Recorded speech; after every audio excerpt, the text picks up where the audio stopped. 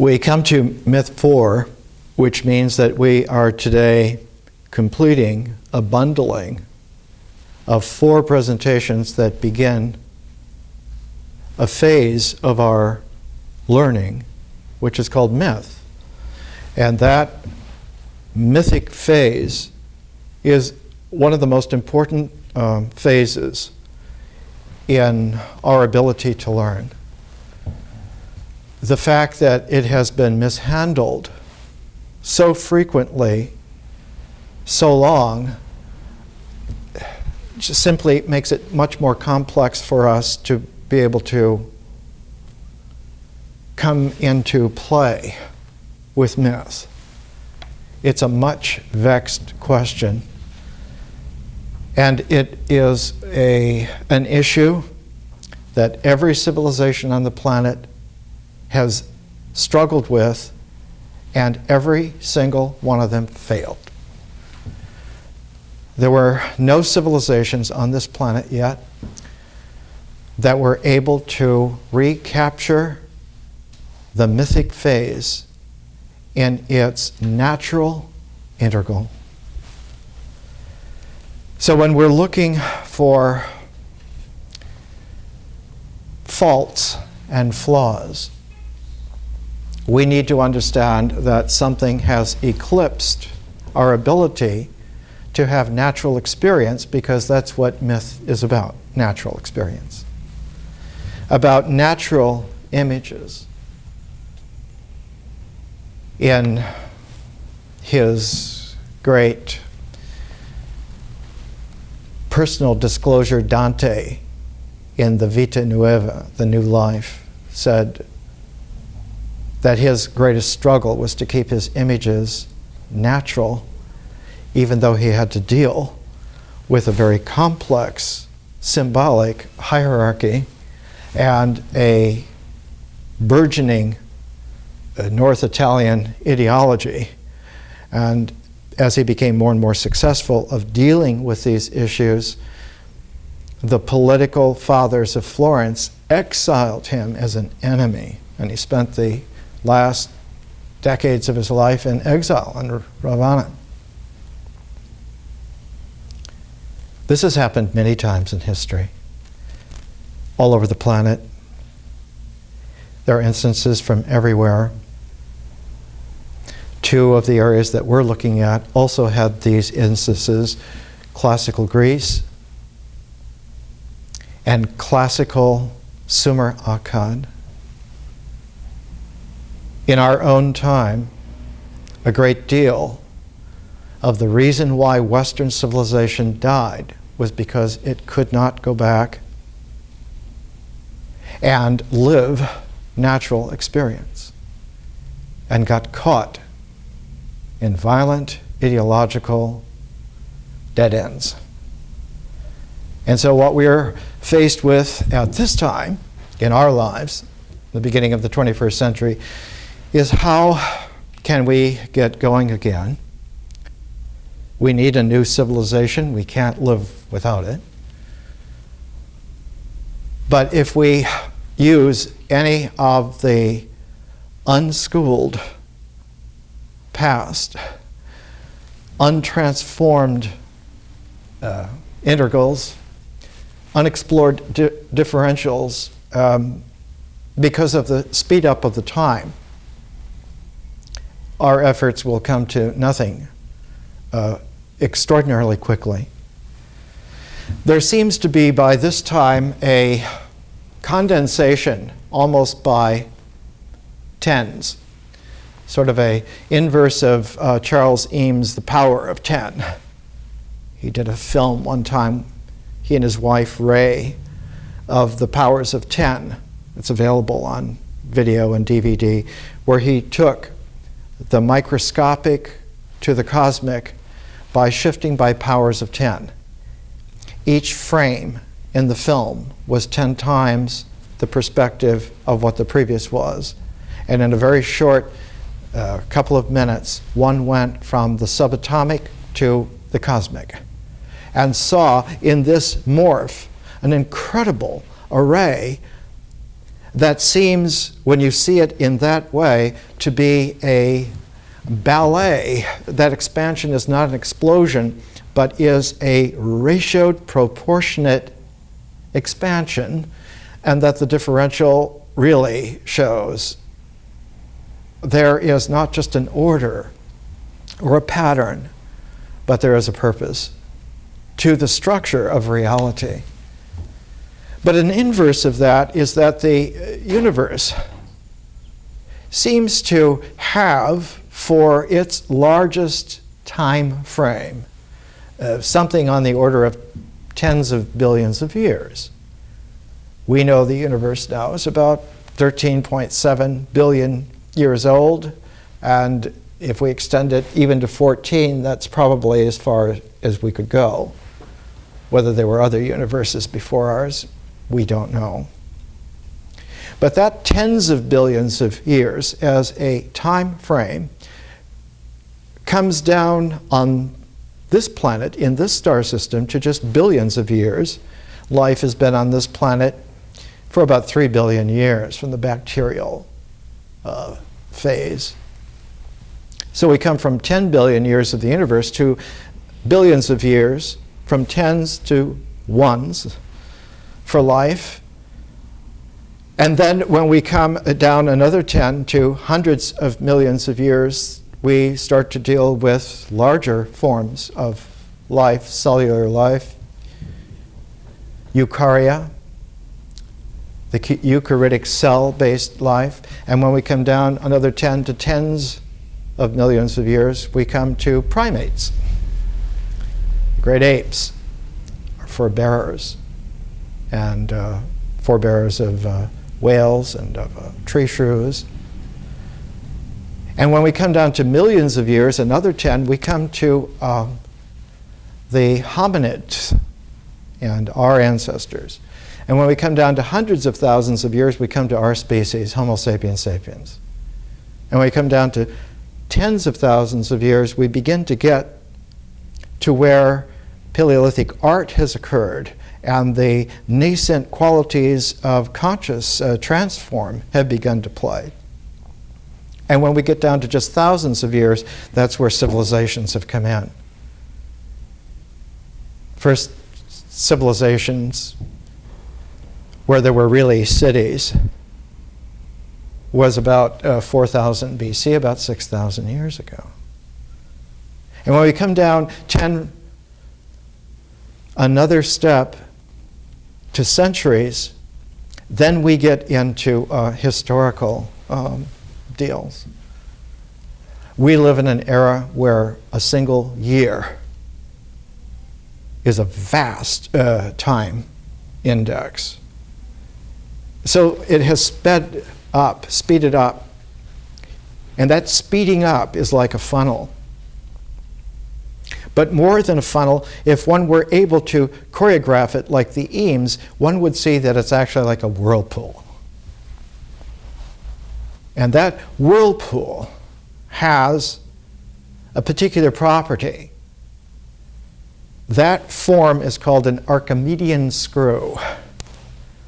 That as it goes round in its inward spiral, it churns up everything that's down there. So that we are, at the beginning of the 21st century, experiencing everything in the universe all the time. And so it is a cacophony without a way to navigate through and learn to be with that. There is no way that anyone can understand anything anymore. And so this is a kind of learning. It's a type of an education that takes a universal quality of reality, that before there are steps that one could follow to get instruction, before there are ideas where one conceives and says, oh, that's what you mean. Before any of that, there are phases of process that occur.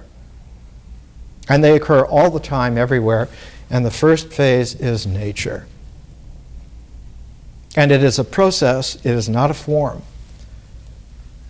So that when the first forms occur, they are existential forms, they're objective.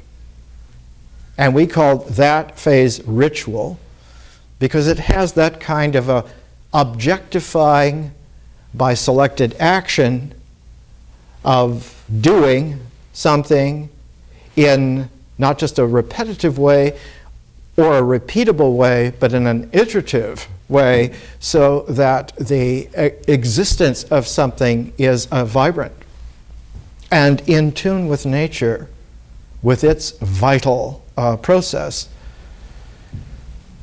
So that existentiality in its primordiality is very vital. And out of its vitality, it generates a whole quality that comes out of existence that we could just call experience. And it isn't just that we have experience, or even that animals have experience, which they do, or that plants have experience, they do. But minerals, metals have experience. Once in his Gobi Desert exile, the Roman Church had exiled Teilhard de Chardin to the Gobi Desert for doing a no-no. In the First World War, he was in a foxhole with 2 French soldiers. They were about to die from the bombardment. And they said, Father de Chardin was a priest at that time. They said, would you say Mass? And he said, I have nothing to offer for Mass. And I said, but we're going to die. You must say Mass.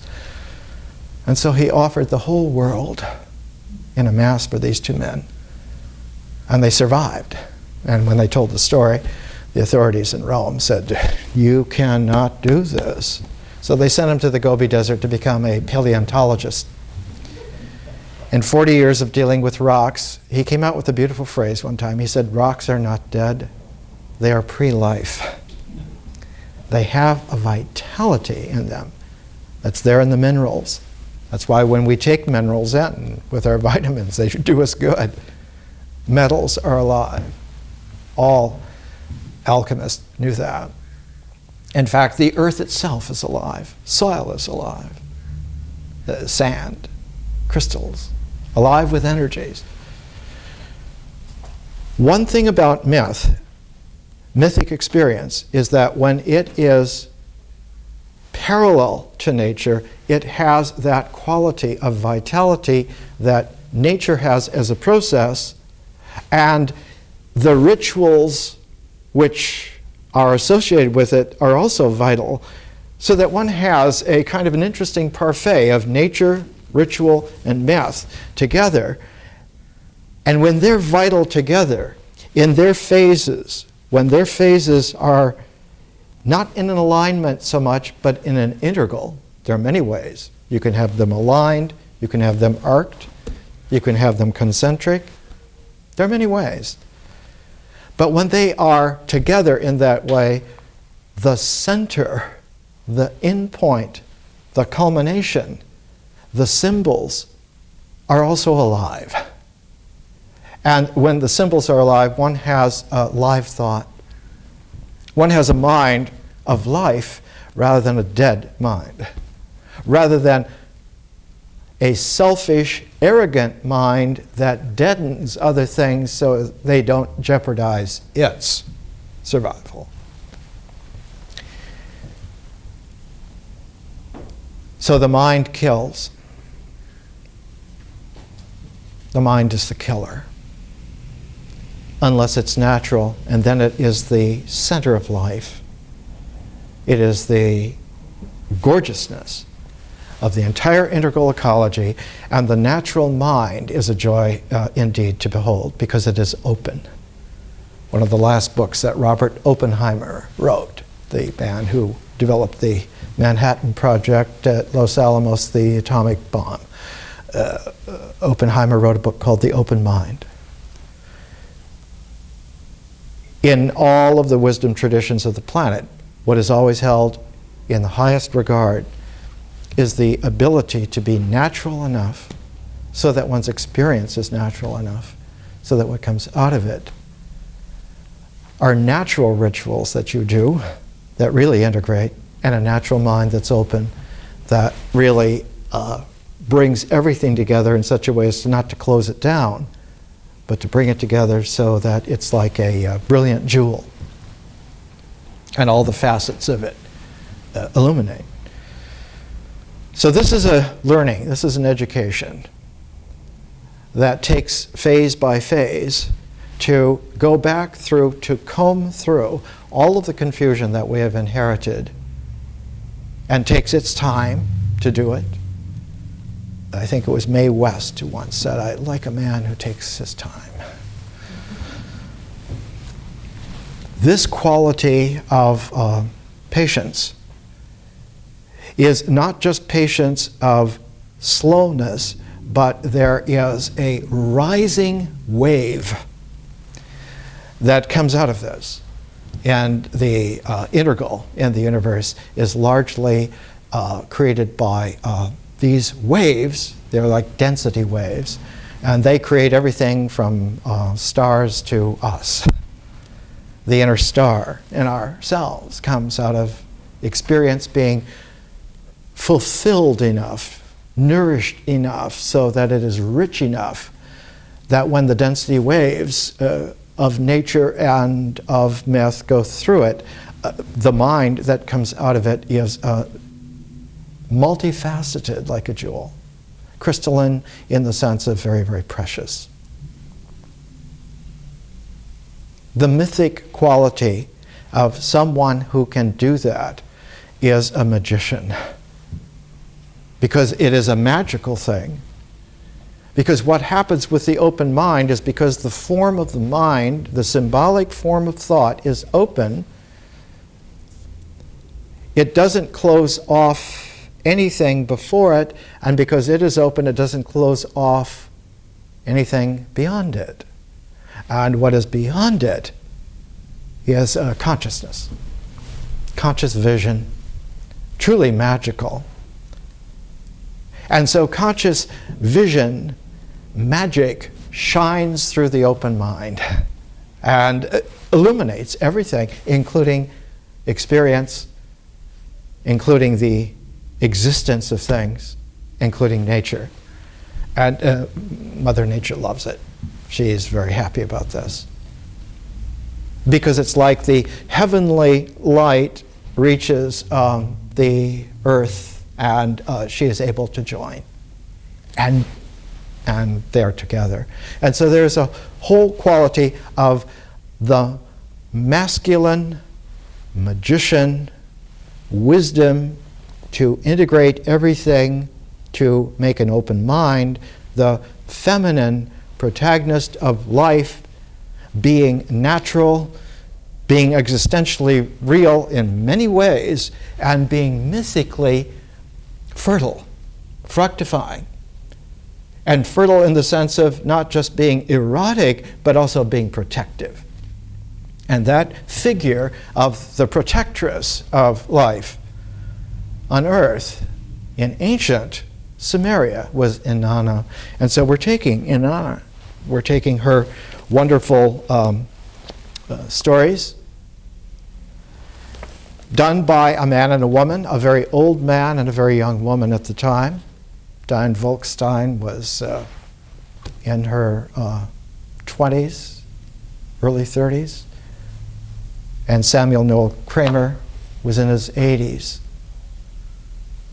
And they got together. They got together because one of her girlfriends said, "Well, you're investigating Inanna and you can't find much information. Why don't you phone the world's greatest professor?" And so she phoned him, and he answered the phone himself.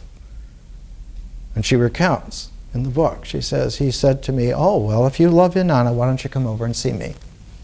Meaning not across the street, but he was giving a talk in Philadelphia on Inanna at the American Philosophical Society, the place founded by Benjamin Franklin. Because almost all of his life, Samuel Noel Kramer was associated with the American Philosophical Society in Philadelphia. And the reason for this is that also in Philadelphia is the University of Pennsylvania. And the University of Pennsylvania in Philadelphia is one of the greatest institutions in the 20th century for Sumerian studies, because they're the ones who got the people together and financed the expeditions to go to Sumeria for the first time to make the digs. And it was very, very grueling and tough, many seasons. And one of the world's greatest collections of Sumerian tablets is there at the University of Pennsylvania in Philadelphia, not far from the American Philosophical Society. And so Kramer was associated with both. And what is peculiar is when you find something like this is one of the first books to really bring out a comprehensive overview that was astounding. It's called Mesopotamian Origins, the Basic Population of the Near East by Ephraim A. Spicer, Assistant Professor of Semitics, University of Pennsylvania, published at the University of Pennsylvania Press, 1930. Later, when E.A. Spicer was very distinguished world figure himself, and they wanted to do a new translation of the Bible, both the Old and the New Testaments. They did the Anchor Bible in about 40-some volumes, and Spicer did the first volume on Genesis. Because Genesis, as a book, is not just the beginning of the Bible. It's not just the beginning of the Torah. It has all of the old Sumerian, Akkadian great stories in it. So that there is such a thing. It was published during the earliest days of World War II, and so a lot of people just never knew about it.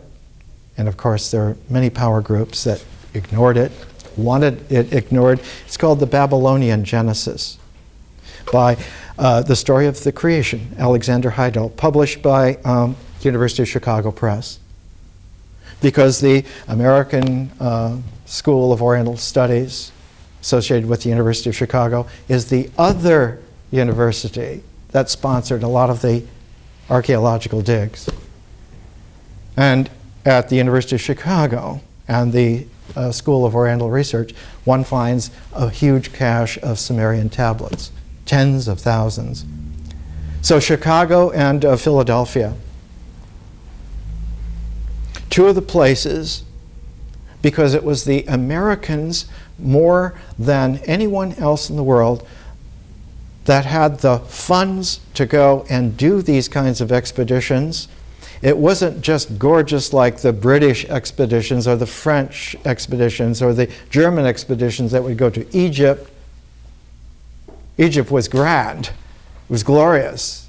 You would find all kinds of things, and it was famous because, well, the first archaeology expedition was from Napoleon, and so Egypt was always big news, marquee. But we're talking about ancient Iraq. And 100 years ago, Iraq was a dangerous place to be, just like now. When the Americans from the University of Pennsylvania were digging at Nippur.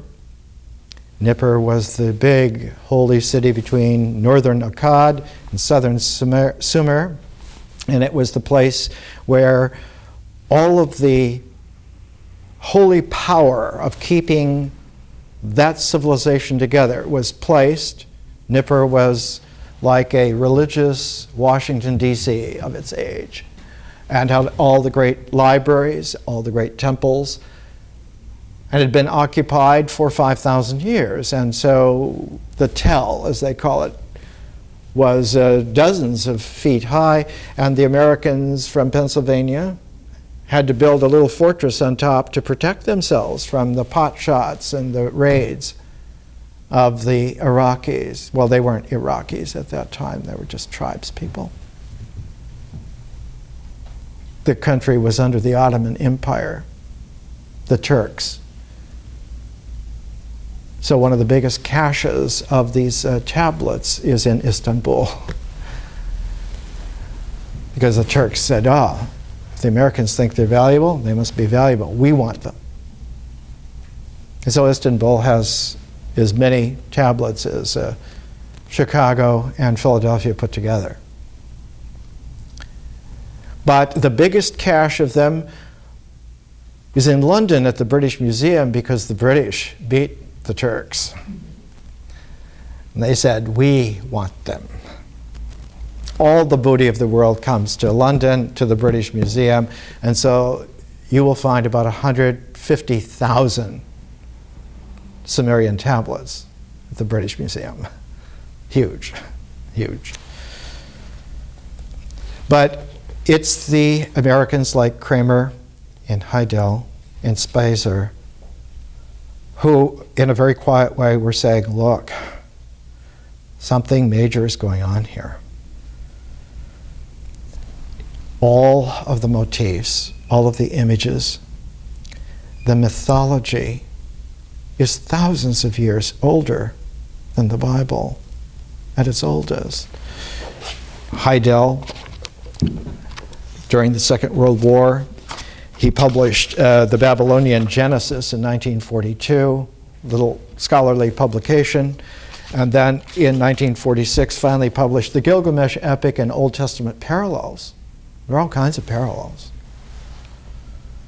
And all of this has been put into a couple of books. You might find something like this. This is the Old Testament Library, published in Philadelphia, of all places, the Westminster Press, Near Eastern Religious Texts Relating to the Old Testament. But they don't teach us that in many seminaries. They don't talk about this in the churches. They don't talk about it in the synagogues. They don't talk about it in the mosques. They don't talk about it in the universities very much, because it was getting uncomfortable. In Chicago, it's always Philadelphia and Chicago. In Chicago, published by the Open Court Publishing Company. The ones who did the translation of the Tao Te Ching, D.T. Suzuki and Paul Karras. The Open Court Publishing Company, Bell, The Christ of Ancient Times, published in 1908. It was getting very uncomfortable for people. And not just for Christians, but for Jews as well. All the stories of Moses are told of Sargon. As a baby, he was put in a basket, sealed with bitumen, set adrift on the river, was found, was raised, and when he was old enough, he discovered that he was enormously royal, and won back the kingdom and became Sargon of Akkad. Became the father of Aniduana and 2 sons who became emperors, but his daughter became the first writer in the world. She wrote the Inanna epics, and because the Gilgamesh epic is very close in style, perhaps she wrote that too. If she wrote those, then she is the equal of Homer. And in a way, the Gilgamesh epic is like the Iliad. It has a masculine vector. But Inanna is like the Odyssey. It has a feminine vector. One reason for using as a year-long text the Odyssey is because it has that feminine vector. The protagonist is not just a man. He is a man of many minds, but his whole motion, mythically, is through women. And the Odyssey runs on episode rollers that woman after woman after woman is the key to the way in which the dynamis actually occurs. And the maturation of Odysseus is that he has to learn to be a man who can be in life with women. And not just Circe or Calypso or Nausicaa, even Athena. His biggest test is whether he can come back to Penelope and she will accept him. Because there will be no homecoming for Odysseus unless he is accepted back home. He will not be the king of Ithaca unless the queen of Ithaca accepts him in her life, in her love. And right at the crux of that in the Odyssey, where he has come back after 20 years. And she says, I don't know you. My young husband that I loved, who went away 20 years ago, I knew him. But you have been a killer for 20 years. A wild adventurer, who knows? I don't know you. So you'll have to have our marriage bed set out in the hallway, and we'll see. And that's when he gets angry for the first time. He says, you mean our marriage bed can be moved? When I married you, I built this palace around an olive grove and left one of the olive trees rooted in the ground, and that was the center first post of our marriage bed. Has someone cut the goddamn tree down so that that bed can be moved? And it's the beginning of her recognition that he's still the man that she knew. No, you can't move that marriage bed. It is rooted into the ground. It is rooted into nature. It is not movable. It is alive. He says in the Odyssey in the Greek, it translates as, I took the living tree as the basis for our bed. In the myths of Inanna, one of the great stories is about the hulupu tree. It's here in the very beginning, the hulupu tree. At that time, a single tree, a hulupu tree, was planted by the banks of the Euphrates. The tree was nurtured by the waters of the Euphrates. The whirling south wind arose, pulling at its roots and ripping at its branches until the waters of the Euphrates carried away. A woman who walked in fear of the word of the sky god An, who walked in fear of the word of the air god Enlil, plucked the tree from the river and spoke, I shall bring this tree to Uruk. I shall plant this tree in my holy garden. And so that single tree in a landscape where there are no trees, there is no wood, nurtures that tree because she wants that tree to be able to be big enough to make two things for her. One is a throne for her in her temple, Inanna. And the other, to make a bed so that she can have a marriage bed and be the queen of earth as well as the queen of heaven. She wants a throne and a bed. That this is the combine that's in here. But the tree is taken over. It's taken over in three ways. A very deep, mysterious, poisonous snake makes its home in the roots. A very vicious, huge, powerful bird makes its nest up in the branches. And in the trunk, this evil, sour, mysterious Lilith makes a little place for her to hide.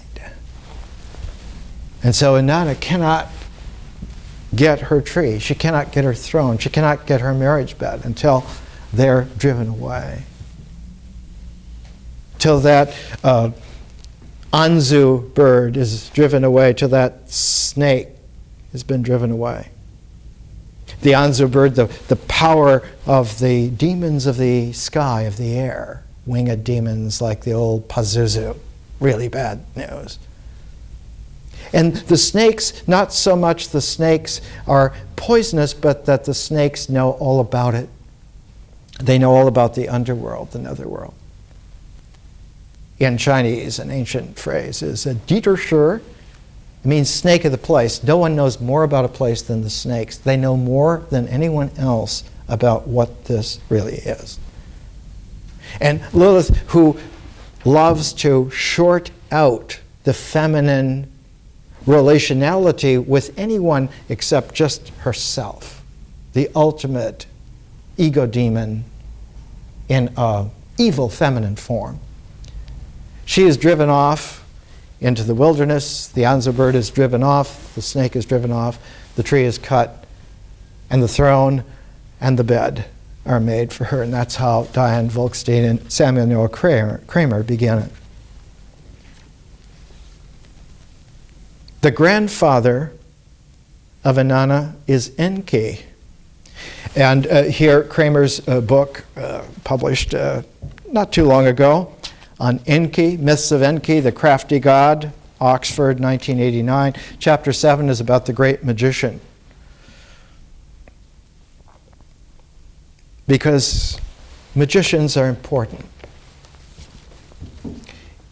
In the tarot deck by Pamela Smith and A.E. Waite, we find the magician with the table, the altar, and the 4 emblems. And later on, the infinity sign of all the 8 phases together. And later on, the magician will become the hermit, who no longer has the pentacle, the star, as one of the emblems on the table, but now has a different kind of a star as the light by which he can see even in the night. In the tarot deck, the star card is Inanna. She is the star, the evening star, the morning star. She pours out the living waters. In one of the great Sumerian cities, Mari, there was a figure found, an alabaster woman that has just such a little water jar, and the water was poured out and came down to her feet and into channels, into canals in the temple. This was 1.4 meters high. And it is this irrigation channeling that allows for a land that would otherwise be an inhospitable desert to be cultivated, to give life, not only to give life, but to give life in an extraordinarily rich way. And the population of Sumer and Akkad was one of the most densely populated areas in the world at the time. And one of the reasons that cities first rose there is that the population density and the richness of the land was so great that they had access to trade, access to bring other things in. And one found about 4300 BC, for the very first time, in Uruk, one had a real city. And it's there in Uruk, in the temple of Inanna called Eanna, that writing for the first time was made, transferring the old representational token sign pictographs into a new way of putting together pictographs, putting together tokens, putting together signs, so that now they were readable in a literate way. And the world's first literate written language was made there in the temple of Inanna 6,000 years ago. It is her grandfather, the magician Enki, who makes this possible for her. He's like the Thoth, but he does it in such a very sneaky way that another myth has to be told. And when we come back from the break, we'll see what we can do about that.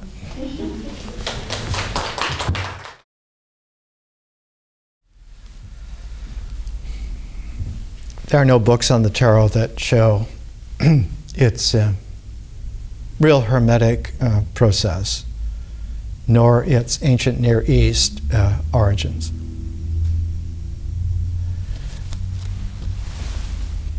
People largely have their expertise from other people who have their expertise from other people. There are many things that need to be done from scratch. In the Tarot, the emperor is severe, but the empress modifies so that together they're presented in a completely entangled way, blessed by the winged angelicness, which is an ancient Near East mythic figure, and it's not the priest, it's the priestess. And here she's seated between the two columns in front of Solomon's temple. Though his administration was Egyptian, the architect for the temple was Phoenician, which means that they were ancient Near East people that were descendants from the Sumerian Akkadian ethos, because that's what was there. And one finds Inanna used to hold two lions up, one in either hand, in her nude regal splendor, because she was the lioness for existence in life, and she would fight to protect. And so she had a great deal of turbulent energy. If she had to, she would fight for her people, for their life. But she also, because of that, was the world. The world in the sense of being able to dance through the elliptical hoop of all circumstance, and to bring not only existence through and life through, but to bring love through as well. Her powers were accumulated from Enki, from her grandfather, the god of wisdom, also the god of water.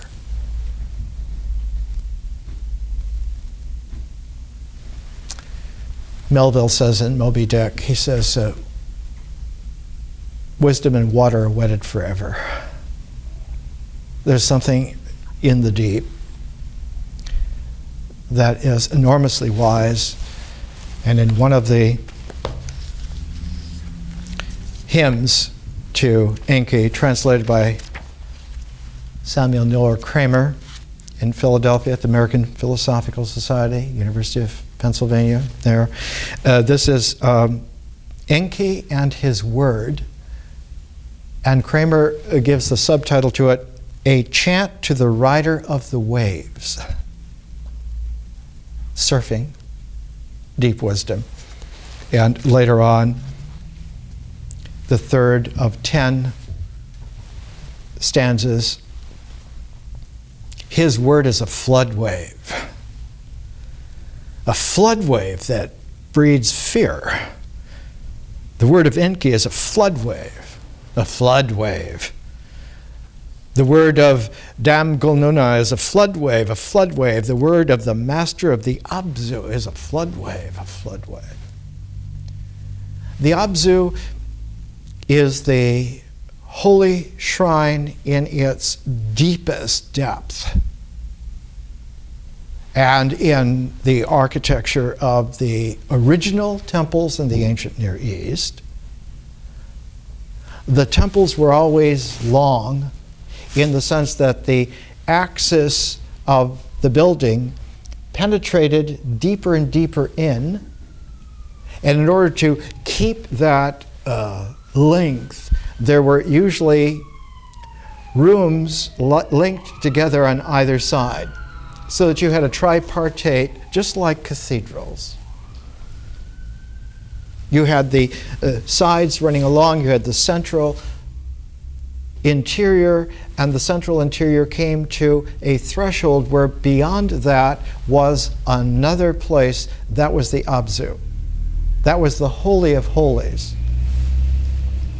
In Solomon's temple, the Holy of Holies was a cube, 34 feet. 34 by 34 by 34. But the holies, the temple itself, is about 76 feet in depth, was 50 feet high and 34 feet wide. And these are very similar to the first temple ever made on earth in Uruk to Inanna about 3,000 years before Solomon. Same design. But in the mythology of Samaria, while Inanna handles existence and life and love, there is a deeper power which she must also have access to, that Enki has, that her grandfather, the god of wisdom, the god of waters, the crafty god, and she goes to his sacred city of Eridu, south of her Uruk, nearer to the Persian Gulf, and there she gets her grandfather drunk. They drink beer together, and it says in the myths that she drinks him under the table. And so he gets very fond of her, that she can hold her own with him. And so he says in his largesse, I'm going to give you these powers. I'm going to give you all kinds of things. And it turns out to be 14 things. He says, Enki swaying with drink. This is N.A. Duwana writing 4,400 years ago for the first time. The first time there was ever a written epic, and it's about Inanna. She's the beginning of world literature. Enki, swaying with drink, toasted Inanna, in the name of my power, in the name of my holy shrine, my Abzu. To my daughter Inanna I shall give, she's his granddaughter, but he's drunk. I shall give the high priesthood. I shall give godship, the noble enduring crown, the throne of kingship. Inanna replied, I take them. Enki raised his cup and toasted Inanna a second time. In the name of my power, in the name of my holy shrine, to my daughter Inanna I shall give truth. Descent into the underworld, ascent from the underworld, the art of lovemaking, the kissing of the phallus. I take them. Raised his cup and toasted Inanna a third time. In the name of my power, in the name of my holy shrine, I give to my daughter, the holy priestess of heaven, the setting up of lamentations, the rejoicing of the heart, the giving of judgments, the making of decisions. Inanna replied, I take them. And it goes on and on. And what she acquires, the Sumerian word for it is spelled M-E, but it's pronounced May. These are the powers that will make civilization. And she needs all of these powers, and the reason for stacking 14 is it's a pair of sevens. In the ancient Near East, the wisdom was always put into why 14? Because it's half a lunar cycle. It's the space between the full moon and the new moon. It's the radius of the lunar cycle. A fortnight is the radius of a lunar cycle of a month. And it is the cycle of the moon. Its monthly cycle that was the first indication of the pace and cadence of the energy of existence in nature. That's why the moon is always associated with deep wisdom. The sun belongs to the king and the queen. The moon belongs to deep wisdom. Thoth is associated with the moon in ancient Egypt. And there's a craftiness in wisdom. the saying at one time from one of the greatest of all teachers, you have to be as wise as a serpent as well as gentle as a dove. And Enki is wise, and he's crafty. And once his granddaughter gets all of the May together, there are many of them together, goes on and on and on, 14 litanies and stanzas and many things. She loads them onto her ship, and she's sailing from Eridu up the Euphrates to Uruk.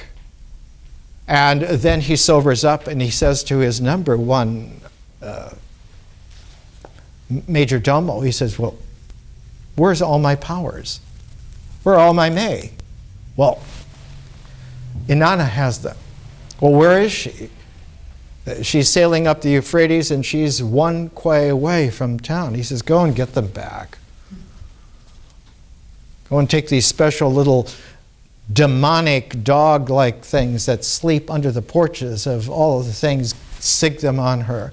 And when this is done, Inanna does not have herself the power to deal with these kinds of things, but she has someone that she can call upon. She has an older goddess who's extremely powerful, and Ninshubar. She goes way back. She's like the archaic version of the classical Inanna, and she calls for her to help her. Inanna called to her servant Ninshubar, saying, because the past serves us well if we remember how to bring it back into play. Come, Ninshubar, once you were queen of the East. Now you are the faithful servant of the holy shrine of Uruk. Water has not touched your hand, water has not touched your foot. And then she says, save the holy boat and the holy May. And again, there are 7 waves of attack that Enki wants to get this stuff back. Not that he wants to get it back so much, but he wants to test her. Is she able to defend having them? Because you cannot have the powers of civilization in the hands and under the control of someone who can't protect them, who can't use them, who doesn't know how to not just master them, not just have them, not just use them, but where they now flow with one's character. And he's testing the character of Inanna. Are these powers now flowing with you? And 7 times they're beaten back. And when she gets to Uruk, Enki is very glad, and he comes to celebrate with her that all of the May of civilization have been brought to her temple, the Inanna temple, which was the first temple in the world.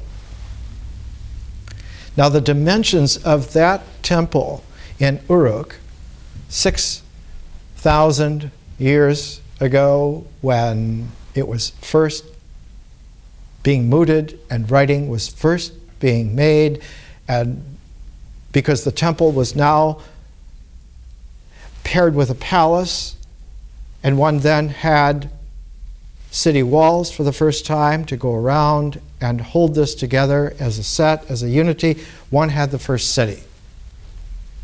The first city in the sense that from there on was an unbroken, urban, literate civilization on the planet.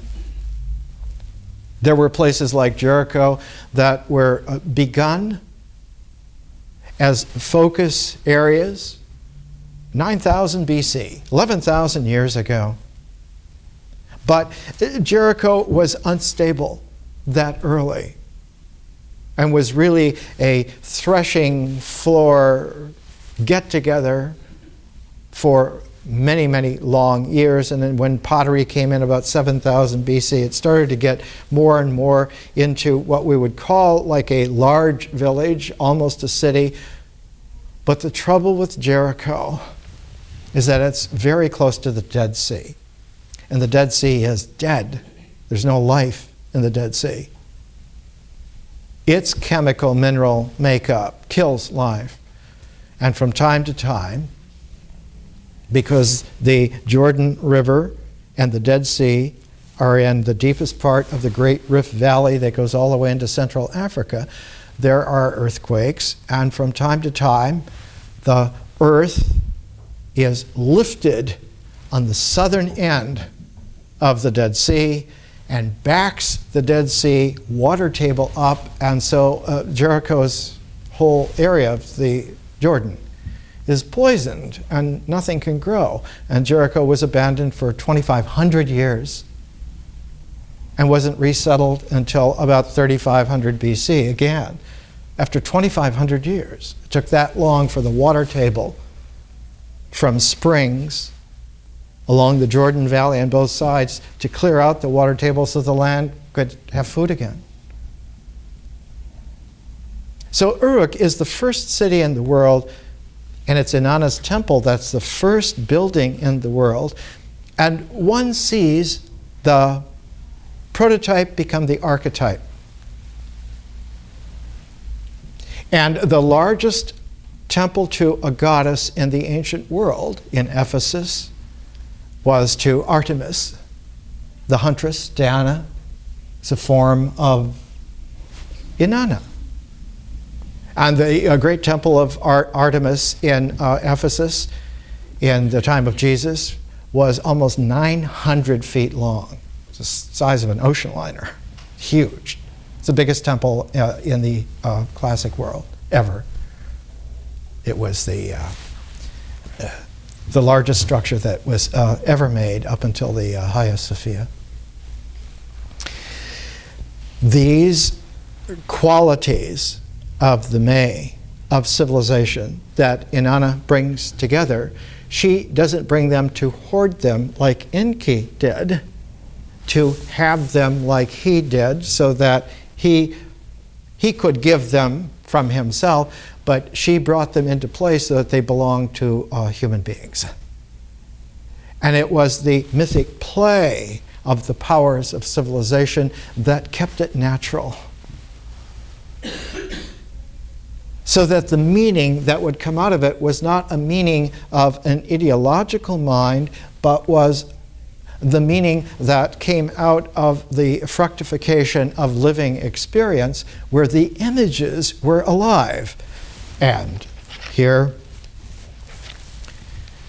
in Kramer's book on Myths of Enki, The Crafty God, published by Oxford 15 years ago, in the chapter 7 on Enki, the great magician, and we talked about how the great magician is related to, like Enki, related to Inanna, because they have the 8 horizon eternity over their heads, because that's the shared spirit that they flow with, not only mythically, but naturally.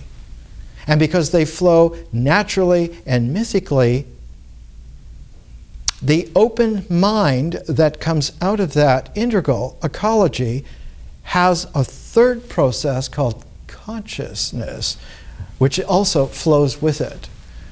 And so they have the infinity side, the spirit process of consciousness, which flows naturally and mythically together, so all three flow together.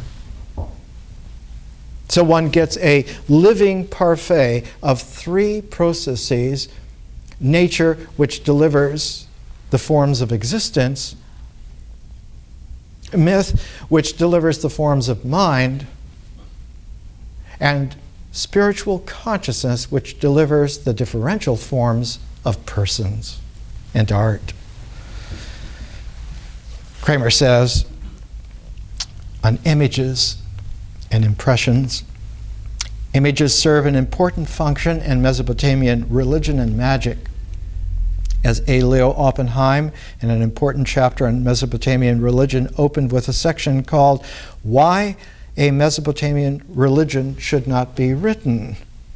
He then went on to discuss what he considered central to the cult and to private worship in Mesopotamia, the center indeed of Mesopotamian religion. What he found central was the image, the care and feeding of the divine image. Most often in human shape, were major duties of the priest, for the deity was thought to be present in the image. Images became the focus of sacrificial activities. They were cared for in ceremonies and processions. Meals were served to them. In rituals, the mouths of the images were opened, they were fed, they were washed and cared for. So that when one had the temple, one had the statue of the god. Not yet a graven image, was a living image. And that living imagery, in its own natural integral, produced a living symbol. And that living symbol was the Word. Because the Word then is the oral way in which experience is able to say and bring a parallel to nature, make something real, bring it into existence, bring it so that its objectivity is palpable, so it works, so it's there.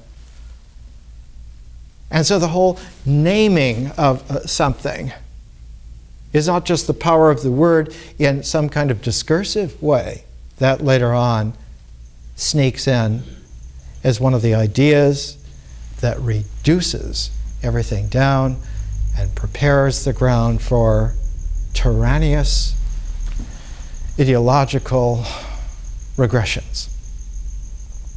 And as we said when we began today, every civilization on this planet has died from that illness. They have all died. None of them are alive. And we're having to make a new one. Without that, how do you do it? You don't do it by starting out with powerful symbol ideas, by making everything perfectly clear from the beginning. One has to begin with nature, as we did, and allow for existence to really emerge from that, and allow for those existentials that are iteratively energized, bring the energies of nature into matter, into form, and that those energized live forms generate living experience. It's the living experience that is heartful. It's the living experience that has an ability to interchange, to exchange, and to interchange. And finally, of course, the high wisdom of that, once beautifully stated by a great Buddhist writer of the 8th century AD, Shantideva, in the Bodhikaryavattara. He says, as a guide to bodhisattvas, the number one thing a bodhisattva does is to guard the secret exchange of selves, so that reality is not just mutual, but that it is, as we would say today, entangled in a way that its reality is vibrant. If electrons from different atoms of elements couldn't interchange and exchange, there would be no such thing as molecules. It's that fundamental. There's no water without H2O. And if an oxygen atom can't accept a secret exchange of energy with two hydrogen atoms, there's no water. There's no molecular structure. There's no chemistry at all. There's no physics. It is a very simple thing.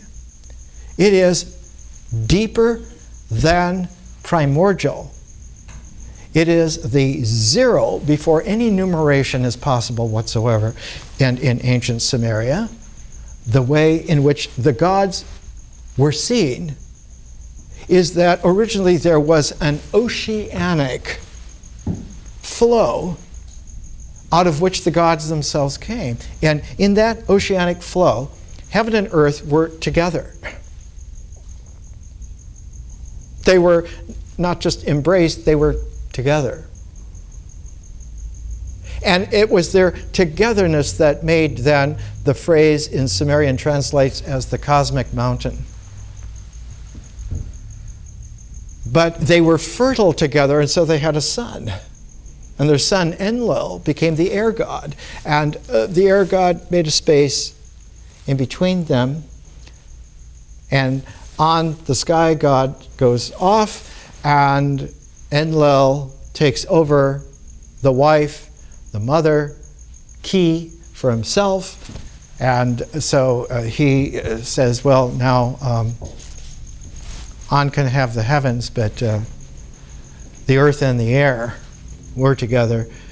And Enlil, En, and Ki make Enki. So you have the beginnings of the waters above and the waters below, and you have all kinds of imagery that all of a sudden one recognizes. And one doesn't have to just go through material like the Babylonian Genesis, the Gilgamesh and Old Testament, the flood, Atrahasis, the Sumerian, the Babylonian story of the flood, the Sumerian flood story. All of these stories. Sargon's mythology that is repeated again then as Moses. Because the very first writer that we began this morning with, doing a book from the University of Pennsylvania Press, because they had sponsored the expeditions, E.A. Spicer, Mesopotamian Origins, 1930. And he becomes, as we pointed out, the very first person to do the very first book of the Anchor Bible, Genesis, E.A. Spicer, some 30-some years later, third of a century later. Why all this effort? Because the past efforts were no good. They not only didn't work, but they died with that civilization.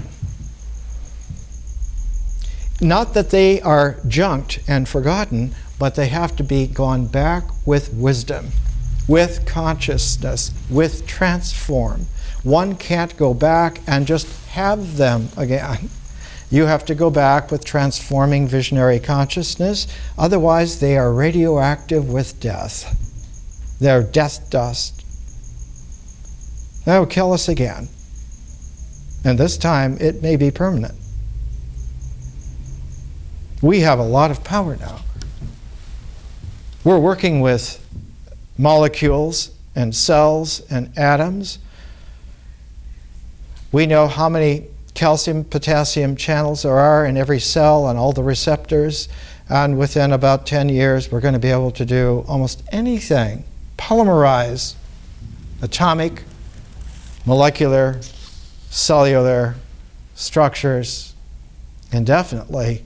We can't go back and bring radioactive death dust back into play. It has to go back, and a new past has to be brought forward. It has to be transformed. So that one has to understand, how did civilization develop in the first place all this time? How are all these phases actually interplaying all this time? And what now then do we do? The famous question that Tolstoy asked and wrote a book on it.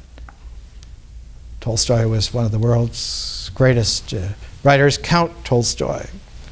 Well, he wrote War and Peace and Anna Karenina, many things, and he thought that he was the biggest cheese in Europe. And so he took on an assignment, as the nobles will do, to help out the kingdom, the state, and so he became the person who did the survey of the slums of Moscow, and seeing the horrendous life conditions for men and women and children, day after day, week after week, month after month, broke him. When he went back to the Yasnaya Polyana, they had to hide every gun and sword in the place. All he wanted to do was kill himself. How could life be this vicious? How could God do this? to let men and women and children sink to worse than hell, to an abject chaos of desperation. He just wanted to kill himself.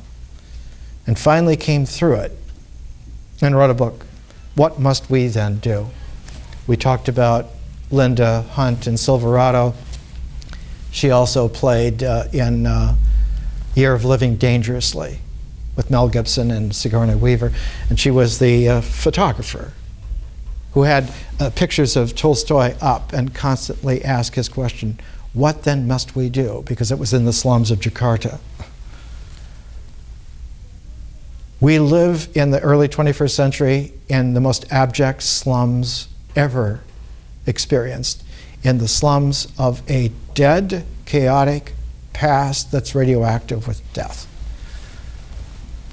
And just going to get it and to have it is a suicide, absolute suicide. And it's becoming more and more apparent everywhere in the world. There is no way out of that. That way is gone. It's an oblivion. It's not like it's wrong, it's gone. So something new has to be generated, and that takes beginning with nature again, to be able to course in nature naturally, being able to have rituals where the objectivity of things has a natural reality, and to be able to have the mythic horizon of experience have live images, have a living language.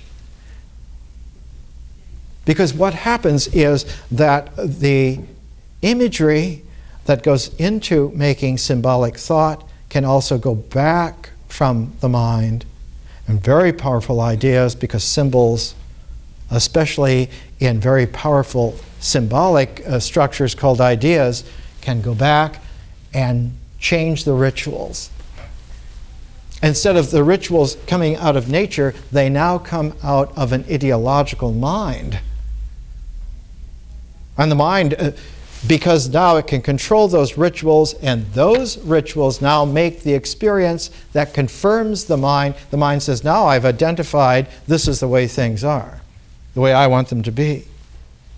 And so one gets a muddied mythic horizon. Instead of a mythology that has a concourse with nature, it now becomes constrained and is only able to move as far as the ritual constraints legally let them, by code let them. And one finds the great civilization that Sargon of Akkad, through his two sons, his daughter, his great-grandson, Naram-Sin, and another generation or two, all of that came crashing down about 1800 BC, because a tyrant named Hammurabi came up and crushed everything and made the Babylonian Empire. He's the code of Hammurabi. It's like the Sharia. You infract this, you lose a finger. You infract again, a hand, third, you die. You will do things the way the state wants them, or we will imprison you, and if that's not enough, we will maim you. If that's not enough, we'll kill you. And so one gets this kind of tyranny and a mythology that is all distorted because the ritual basis of it has been commandeered, not just in a negative way, but in a very macabre way. And again and again, one finds this in play from the beginnings of civilization all the way through, everywhere on the planet. China, India, Greece, wherever it happened, it went through this. So that only 2 forms out of 4 occur with any kind of frequency. The 2 forms are existentials or symbols, the symbolic or the existential. And rarely does one find the 2 differential forms. The first of the differential forms keeps trying to pop up, and that is the artistic. Artistic forms keep being generated and keep being co-opted. But the second differential form, the analytic, almost never happens. It's very rare. It's only recently that there's been any way that a population of people have been able to have differential consciousness raised to the power to where one can have analytic forms science. But it's exactly science and art, the sciences and arts, that tyrannies curtail, because those are forms they can't control by the ritual controls. Because the arts and sciences are differential, they're not integral. They're not subject to being limited by rituals. Now they'll transform. Instead of just having rituals, there'll be experiments so that one can begin to learn. And instead of there just being experience, now there's multifaceted experience. One can learn from others as well as oneself. And not just a symbol structure of one ideology, but a jewel of a mind that is able to see many different ways. Comparative, parallel, all kinds of ways. What happens in this is that the most graphic failure of this was in ancient Sumeria, Akkad, because it was the first time that it was brought to the point of failure. But it was almost unknown. The first expeditions that the University of Pennsylvania put out into that area of Iraq, what is today Iraq, was 1900. It took 30 years before they were far enough along that people could understand. It took Samuel Noah Kramer over 40 years to piece together the little fragments of tablets so that there was an Inanna myth for the first time since millennia ago. He spent all of his life going from museum to museum, place to place, bringing the shards back, the fragments, having to learn about cuneiform, about the transformations of language, and slowly piecing it together. And it wasn't until Diane Volkstein and Kramer together made our book that the myth of Inanna was restored to its cycle. It was X'd out and perverted by the time of Hammurabi 3,800 years ago. So that there was no trace that was accurate. There was no trace that was real, that was living. And so all of this has occurred just in the last little while, just in our lifetime. Just in this particular generation, just in time. But what was the most crucial, tragic form was the classical Greeks. But for the classical Greeks, with Jane Ellen Harrison, the Prolegomena, we have to take a little break from them. We have to understand that there are other aspects of myth that we have to look at. One of them is the esoteric, high medieval, the myths of Sir Gawain and the Green Knight.